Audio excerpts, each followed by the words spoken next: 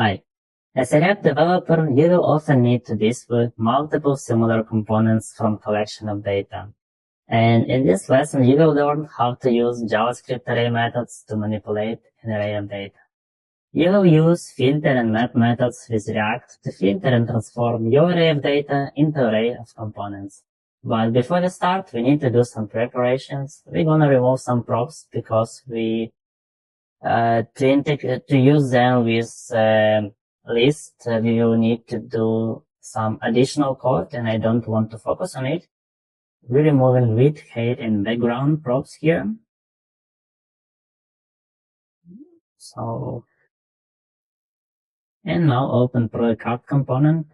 So the background default value we will use, like that color, but the rest props for the width and height we will remove and provide some default values here. As you see, we also can provide width and height as numbers. Okay, fine. Let's check everything still works. Yeah. Nice. Okay, back to app component, and let's render our products using map method. First, open window to JavaScript world, type products and close the map method, and open brackets because it's calling a method.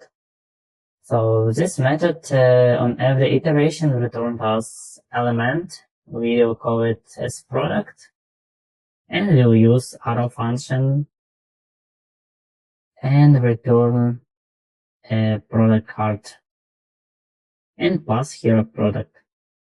And now we can remove the rest of the components. So map method iterate every item in array, and on every iteration it returns that item, and we can use it to render it in a component or some different way. Also, about arrow function, we use it because it has a short syntax. It also immediately returned JSON, and we shouldn't provide open brackets, use expression return, so it's much easier to use. Okay, and let's implement the same way of rendering in the product card for specification.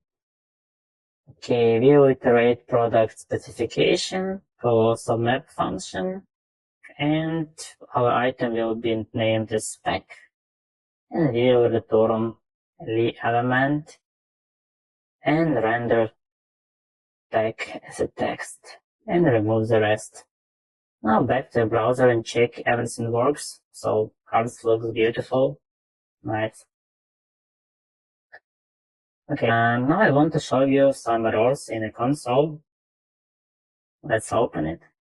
And you see two error messages that each child in the list should have a unique key prop. We have two errors because we have two lists, one for product cards and one for specification, and key props means that React want to have some unique identifier for every item in the list. Why React need it? This key prop help React to identify that item among other items in the list, also remember that item, and render it only in case if that item have been reordered, deleted, or changed. Otherwise, it won't be rendered for the performance optimization reasons. So it means like if you change something in item 2, only that item should be rendered, but not other items. Because the rendering process takes some time for React, and for the performance optimization, React require key prop. And now I show you how to use it. Let's open application component. So normally key prop could be unique identifier, and in our case we can use title because it's unique. But in your work project you mostly will use IDs because it's a unique identifier for an element. But I will use title. For my application it's unique. So product title. Okay, and save. And as feedback, you see one error should gone, and we have it for specification. So normally in key, you shouldn't use some keys which changed, like don't use any random numbers, because the key should be always stable and be the same for each of element, because we have to remember it for the whole life cycle of the component. Let's implement it for the product specification. We don't have any item, and we can use an index. It's not a good practice to use index as a key prop, because if you have an array of items which will be reordered or some items can be deleted, then the index of the element could be changed, and React can render the wrong element. So that is why it's better don't use it. But in our case, specification items won't be changed, and I'm pretty sure, and I can use an index. So map method return is the second element, the index, the position element in the array. It's like 0, first, second, third, and our use case, we can use it.